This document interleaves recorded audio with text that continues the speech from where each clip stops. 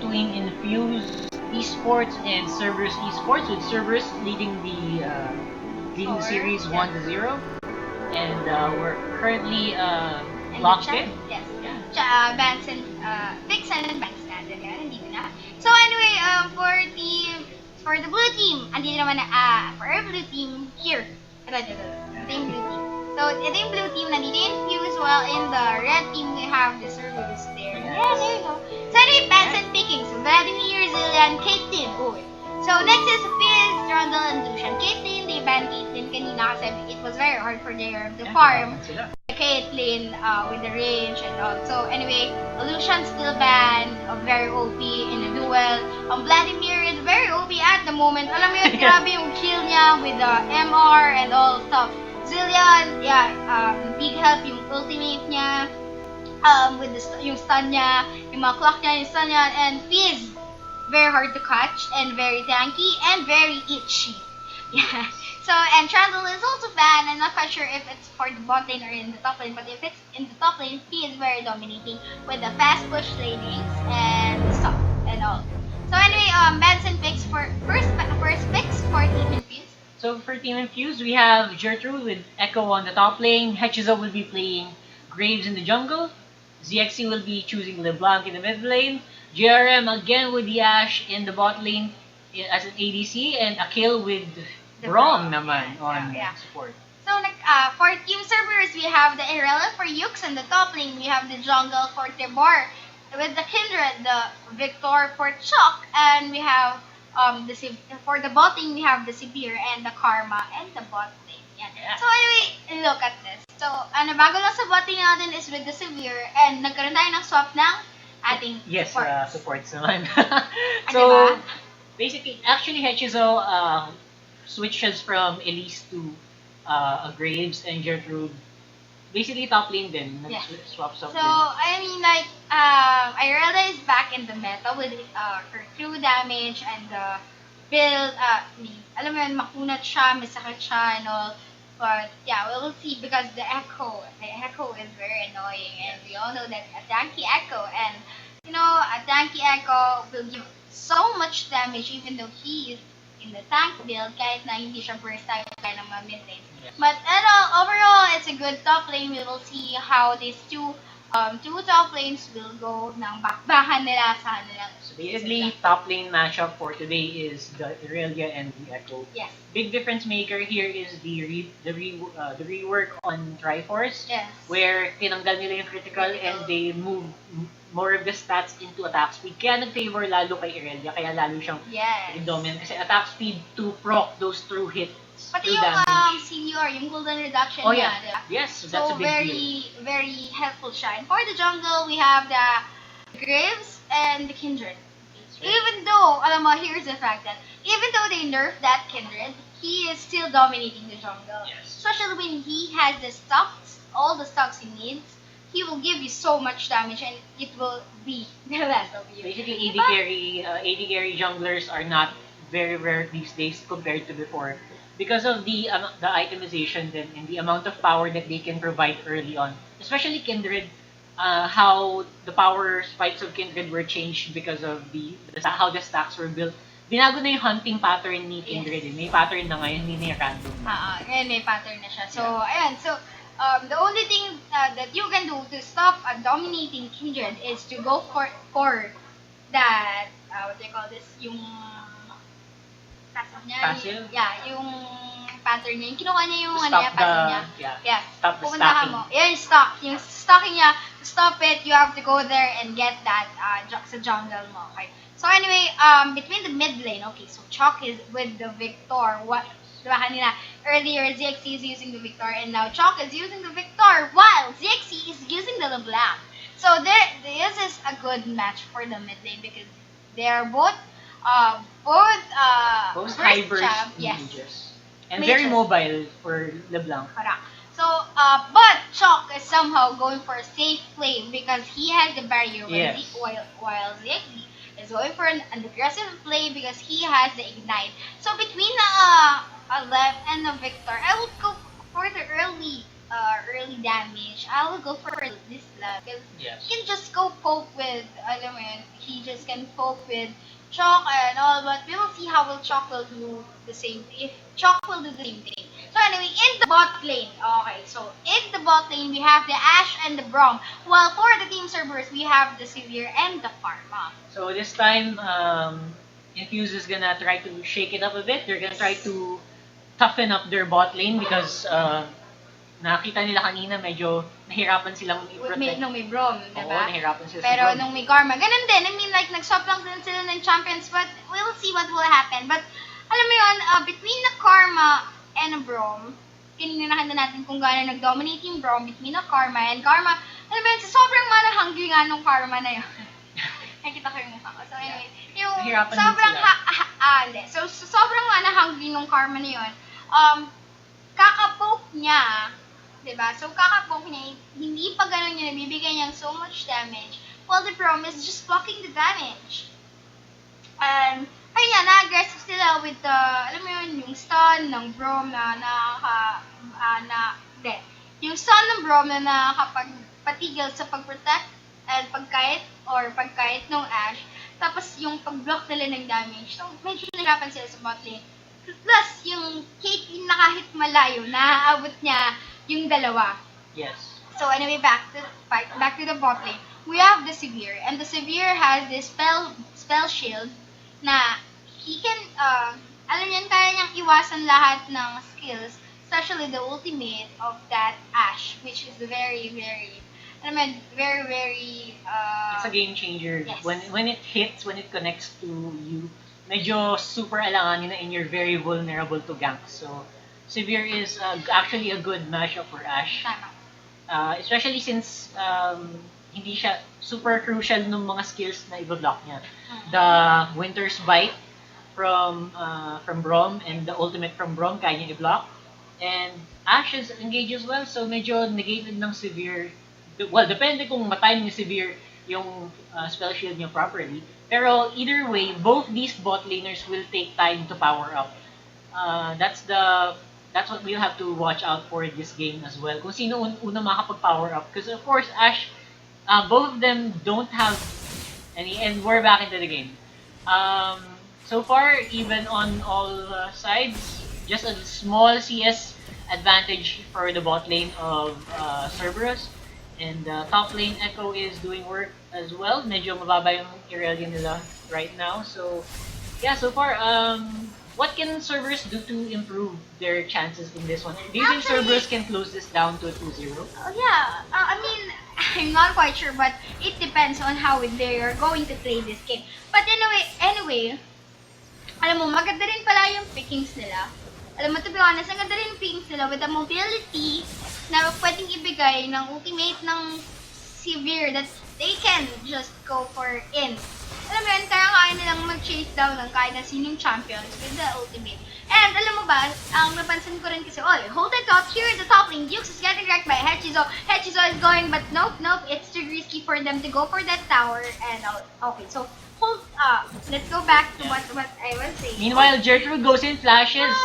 Zeux will have to flash, and one hit save. That's a very clutch flash from Zeux. Yes, Pero inahabol pa rin Hechizo. siya ng Hechizo. Up to the second tower, no go. So meanwhile, no summoners used by Hechizo as well. So I guess that's what should happen. So what were you saying earlier about? So, ayun, napansin ko na Team Cerberus is going for an all-in champions with this Irelia because when you go inside the clashes between the Infuzed, you cannot go out. So basically, that helps the Irelia, that helps the Kindred, Yes. and everyone Yes, to goes chase in. down that carries and the champion that will give them so much damage. But, alam mo, here's the fact na medyo mahirap ito because, alam mo yun, LeBlanc is there and LeBlanc will dominate. I mean, no, not necessarily You can pick dominate. people off.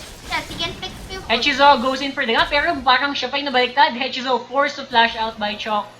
Very basic, I think, miscommunication from LeBlanc because LeBlanc was near the Raptor Yeah. camp, so that was a wasted summoners for Hechizo. Yeah.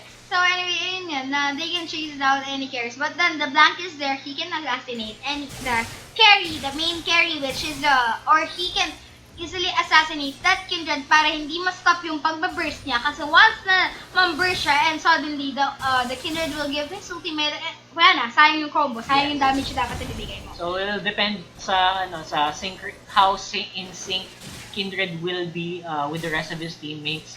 And also the Inspire from aside from the ultimate of Marky, Shadow can also use the empowered Inspire to speed up the rest. Meanwhile, Akil going for the gank in the mid lane. Chok will be will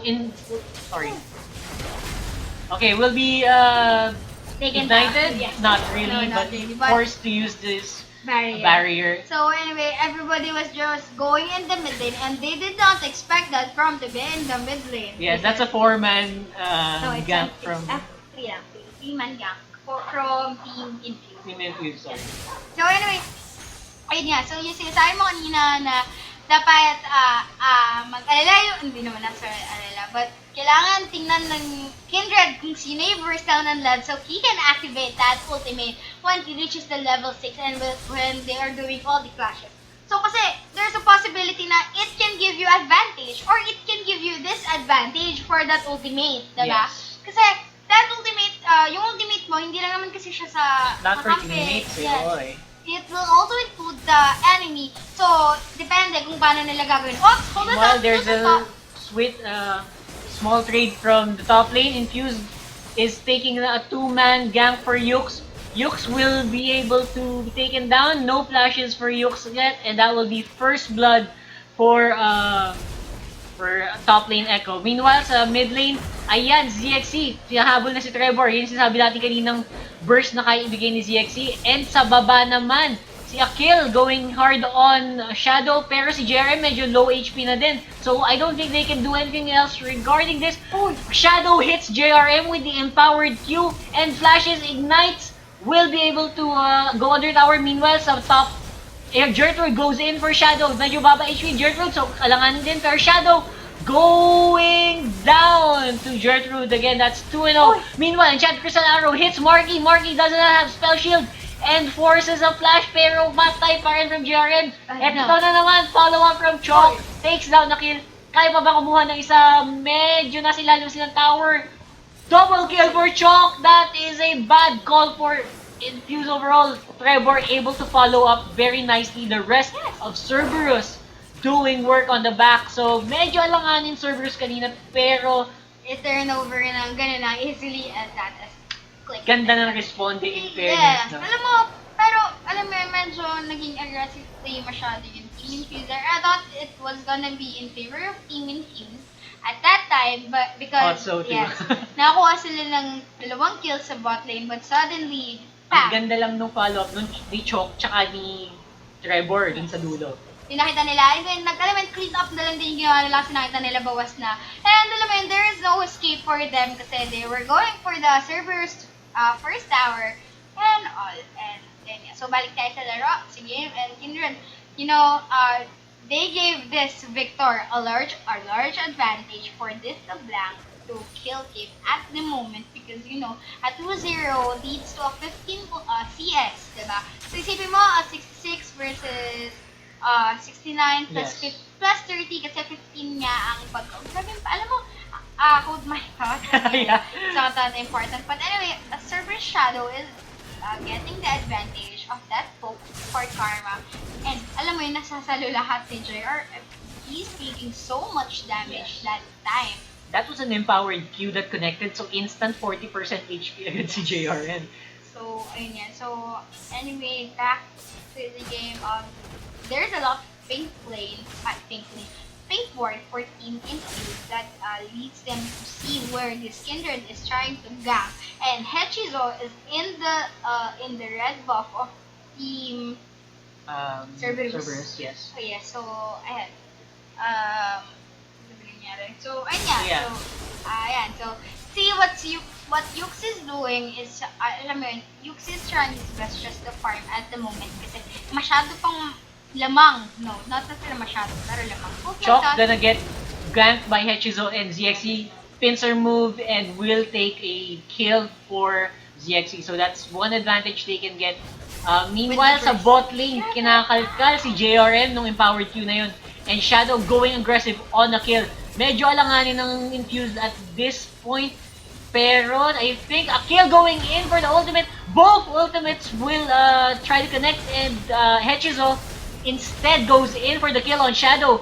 Pero in place of that, a kill gets taken down by Marky. Medyo alanganin pa rin tayo pero ZXC is actually here. Is he spotted? I think there's a pink ward on the tribal. Meanwhile, Hechizo, warded siya dun sa bush na yan and they are gonna go in for the Uy, hindi na kill for Marky. Marky trying to stay alive under the tower. May mga creeps ba? I think there's only 1 to 2 creeps that will hold off. Meanwhile, ZXC goes in for the dive and Marky and able to get a kill. Good tower aggro juggling for Cerberus and that's gonna be a 2-kill advantage for, for Infused. Rather, This is sorry. in favor of Infuzed at Yes. the moment with the 6-4 score and the gold lead of 100, they're like 600 at the moment, and they're giving that pressure the bot lane at the moment. And you know, Cerberus is trying to kill the Echo, and Echo is just really tanky. Medyo survival game dito sa Yes. top eh. Kung sino unang bumigay ng Correct. So anyway, in the bot lane, what Shadow is doing is trying to be aggressive, and alam mo yun, kinukuha niya yung advantage niya with the poke with the Q and To be all. fair, effective. Tingnan mo Yes. yung CS advantage sa bot lane. Yes, it's 40, 40, almost 40 anyway. Ayun nga, effective, but it leads them to be so aggressive that they can be easily ganked. Yes. There. Medyo mag-isang miscalculation lang. Yes. Sobrang lalim nyo kasi. Parang kanina, they were there and suddenly the Echo was there and they got easily killed with a 2-0 and it gave an advantage for this Echo, diba? So anyway, back to the game. This Karma is trying, they're just freezing the lane for, ayun nga, sobrang laki ng advantage. Yes. I mean, laki ng CS. It's like 107 na and between the 60. And Almost alam- 50 CS gap. Yes. So anyway, a severe champion is actually a champion that just goes farm all the way. I mean, no, Very fast wave yes, here.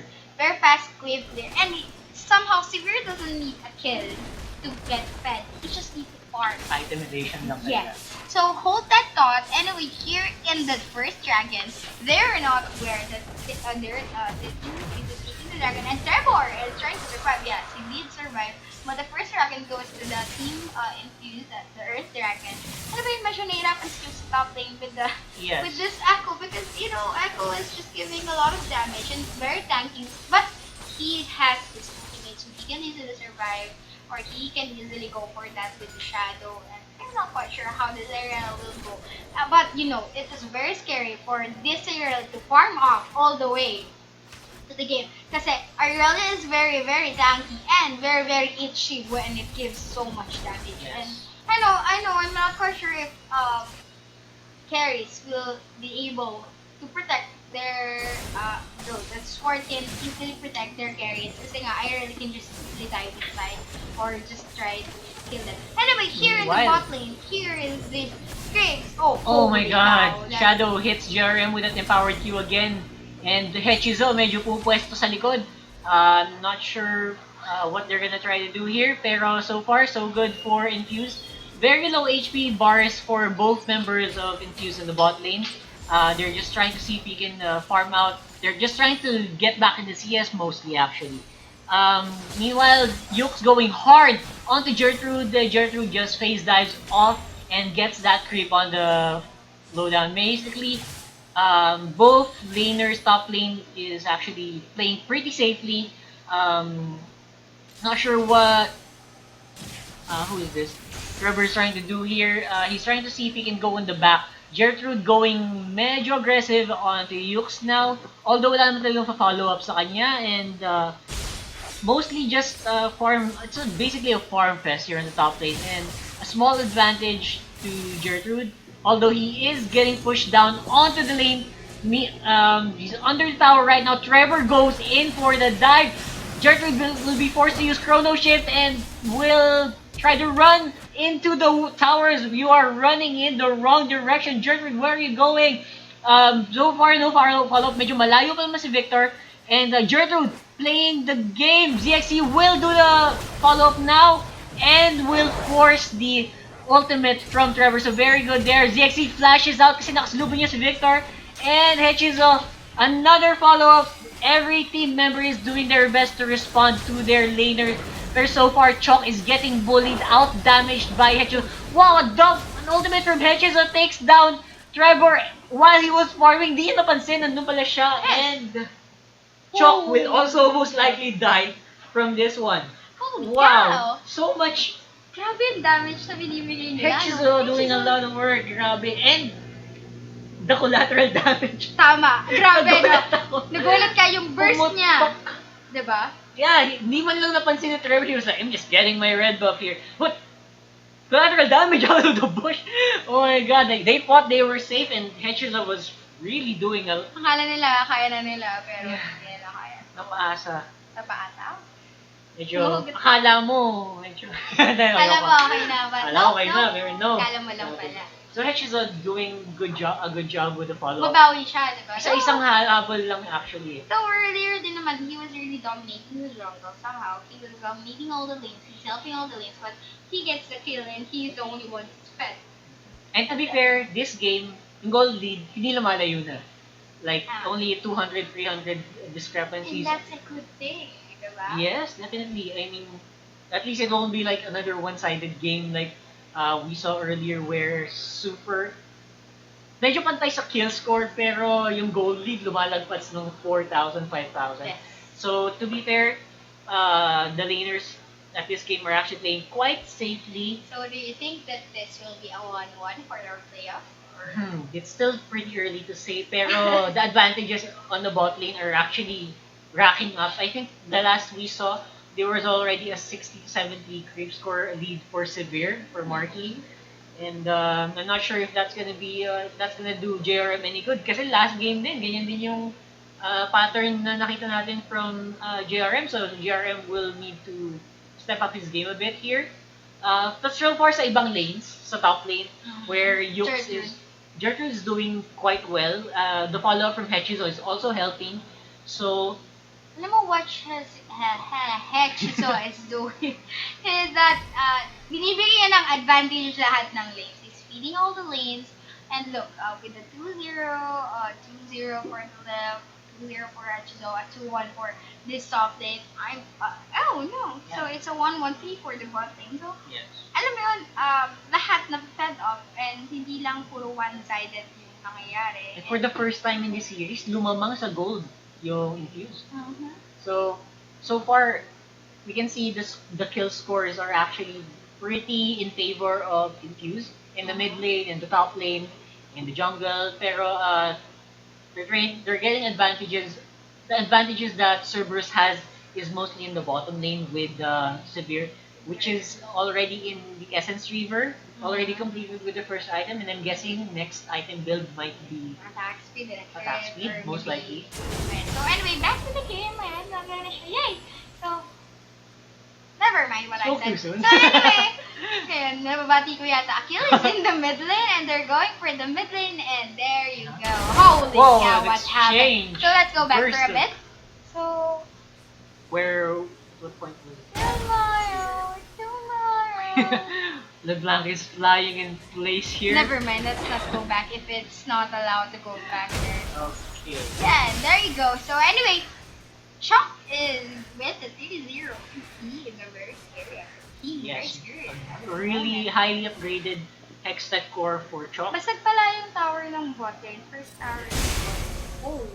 Yes, and that actually equalizes the kills, the gold lead. It's only up to a 200 gold lead now. Yay! Oh And my everyone God. in the mid lane! The No mid one lane. is moving. Under the tower. Yes. So anyway, back to the game. As you can see, the gold lead is just about 100, 200. And everybody was just farming up like, grab you. Alam mo what shocks me is that this game has 108 CS. And para siyang naka-lane. Alam Yeah, mo, to be honest, exactly. para siyang nasa lane. And he's not still in the jungle. Hindi ko sure kung tumatax ba siya sa isang I think- lane or anyway. Ano yun? And that's gonna be a dragon for blue team. Nakuha yung Herald. That's the Herald. Tomorrow. Yeah, minion? wala. No. So, hindi nila Okay, nakuha right. kasi 10 Right, minutes yeah. na. So, again, ayun nga, nakikita nyo naman yung lamang ng ating dalawang team. Okay, so, ayan na. It's 7-5. Cerberus is catching up at the moment. And, you know, Chuck is doing so well in the mid lane. Kahit na nagpa-farm up lang silang dalawa ng Leblanc. With a 2-0 and a 3-1. And, alam mo yun, I think that this Chuck will build the Abyssal para hindi siya ma-burst down agad. Yes. And you know that Marky is with an 190 CS and 135, a big difference. And you know, the item is the Essence Reaver and the Phantom Dancer. While for the Ash, we have the Runa Ants, the VF Sorbet, and the Boots. So, alam mo yun, ang laki talaga ng difference ng item. So, I don't know, maybe hindi kaya makulangan sa damage yun or... ang nagiging problema natin dito.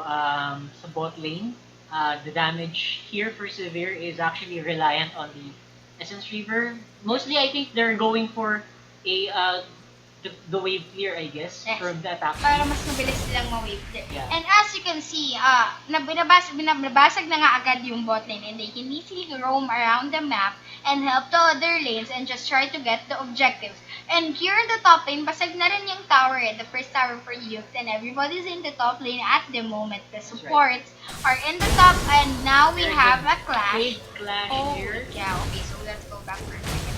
So, the team score is 7-5 earlier. Okay, here in the red box, Hechizo tries to go. Yux is going for Gertrude, and Gertrude is really low on health, but no, he managed to get out.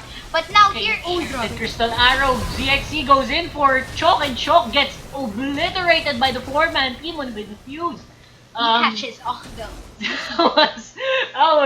There was no time for Chok even to react from there, and he has a flash, he was not able to use it. Yes, but- Meanwhile, oh my god, Infuse is clarity clear, trying to really push in the bottom, the mid tower. JRM going in hard, very dangerous, pero still good follow-up from Hechizo. And they're going under the tower here with a few creeps to boot.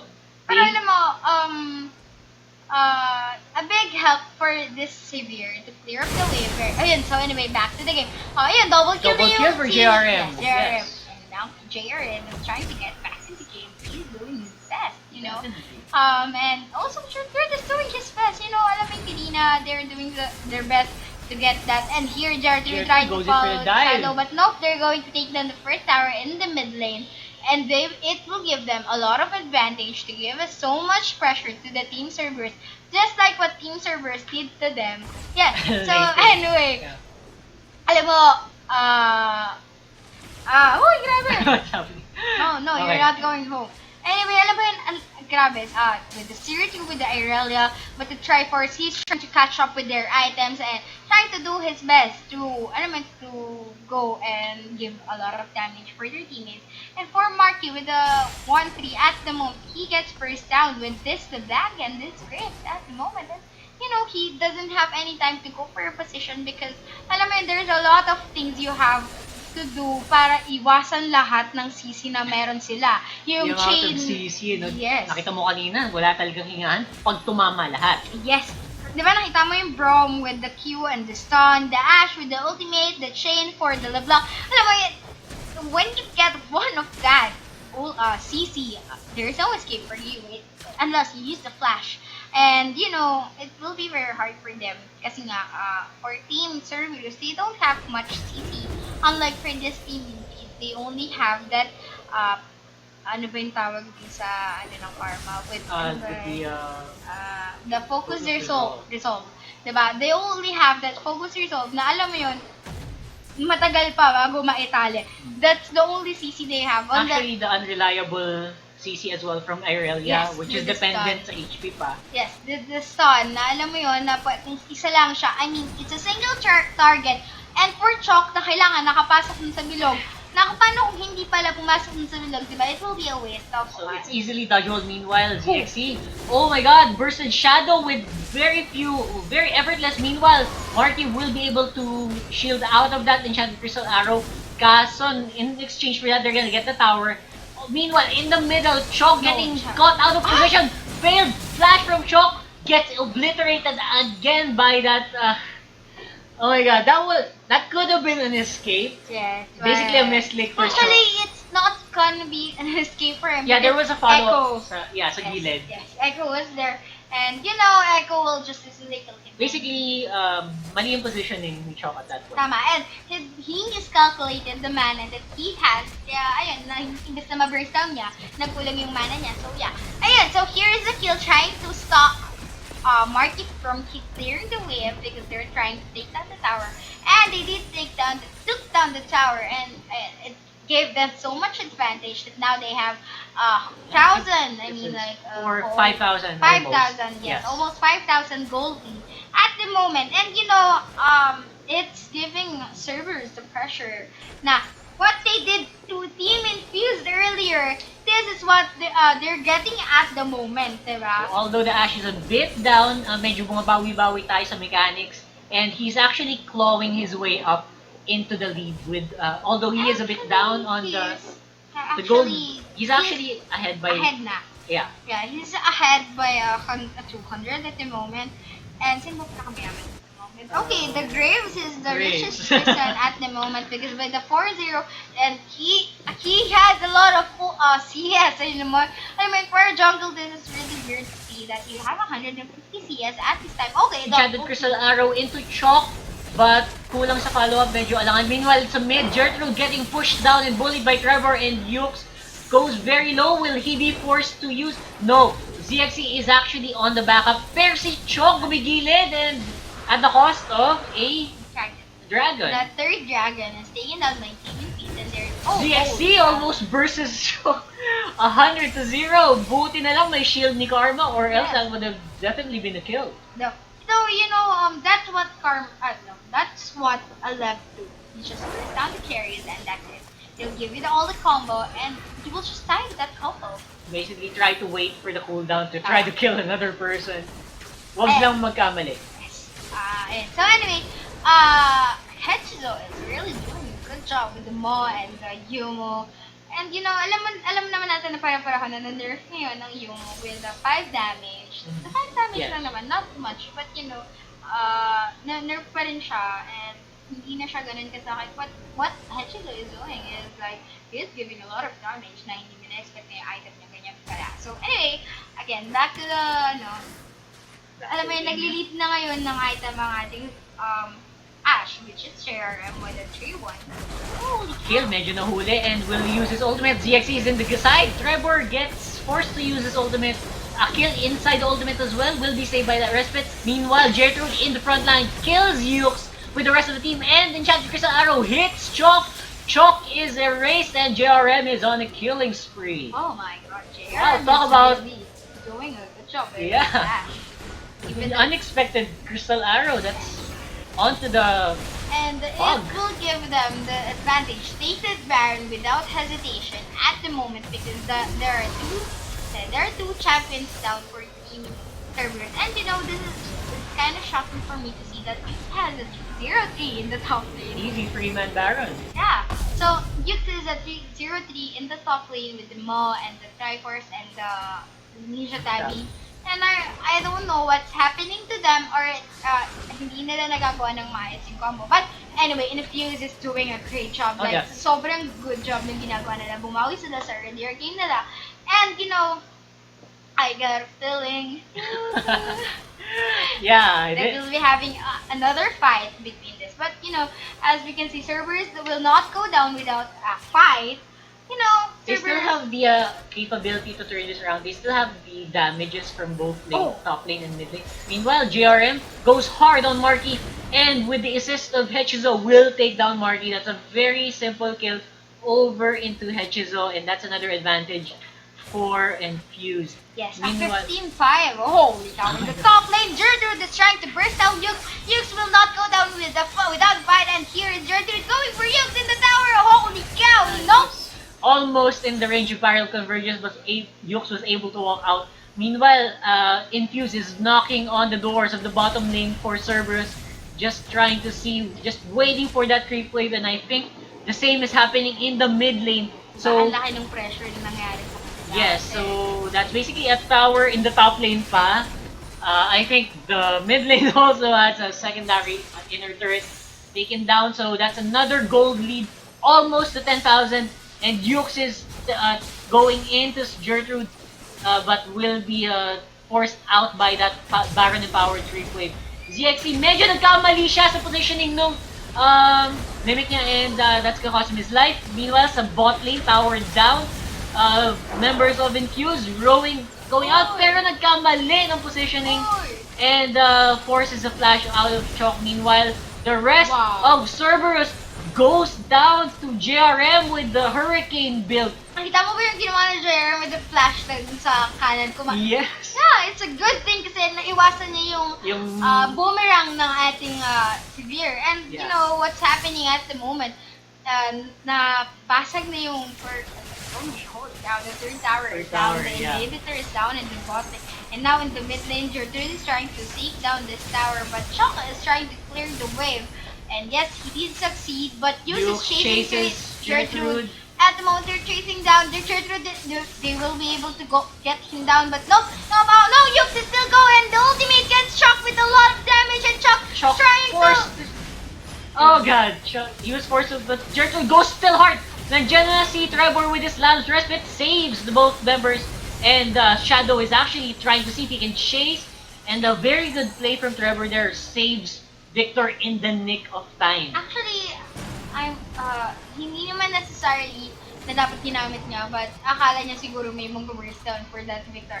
Kasi malaki pa yung health nung Victor eh. Victor. So, ayun. So, it's a good thing that Trevor still cares to be like for his teammates na, you know, I will be there, so you will not die. You know. And at the same time, yung blue jungle kasi nila medyo walang ward. So Yeah. baka akala nila may nagtatago sa gilid. Better safe than sorry. Better be safe than sorry. Yeah. So anyway, the gold lead is like a 10,000, and all the objectives are in favor, and the kills are in favor of Team Infused at Yes. the moment. And you know, this will be very hard for Team Cerberus to get this comeback unless they get that the Elder Dragon reach. No, the next dragon by Elder Dragon. Yes, actually we still It's have the a few Cloud Dragon. yeah. Still have some time before any major objectives go back up into the map. So I think they're gonna take this time to see if they can breathe a bit, which I think they should not be doing. The Dragon is important at this point in the game, especially Cloud Drakes. They will allow you to move around the map and position your plays better. Pero they could have gone harder. They could have shoved either top lane or mid lane They probably. They did show the top yeah, lane. Gertrude is doing the work actually with the Yes. shoving, pero they could have done better. Meanwhile sa bot lane naman, ZXC trying to see baka may mahuli siya na someone na mali yung pwesto. Yes, And- and they're going to take down. Oh my god. Very and, fast tower takedown. And they did take down the tower, and Yan na, ZXC medyo poke sa gilid, forces Chok with his ultimate, and sa mid lane, nandito ang aksyon si Yux, going hard onto a kill force uses his ultimate, catches up with the collateral damage, almost takes down Yux, but will go into Lamb's Respite. Meanwhile, oh my god, JRM with those arrows, showering everyone. Chok is rushing backline, pero wala nang takbuhan from Infused, and that's a double kill for Hechizo. yes. So when we the client crashed, and yeah. So yeah. And another it's clash. a good game, well played. Yeah, Good game so, for. I mean, that's the second time the client crashed and then the team wins. The team wins. Anyway, hindi ko Very maliitan. That's fine. So anyway, the team score is 22 versus 7 for Team Cerberus with the Yes. 7.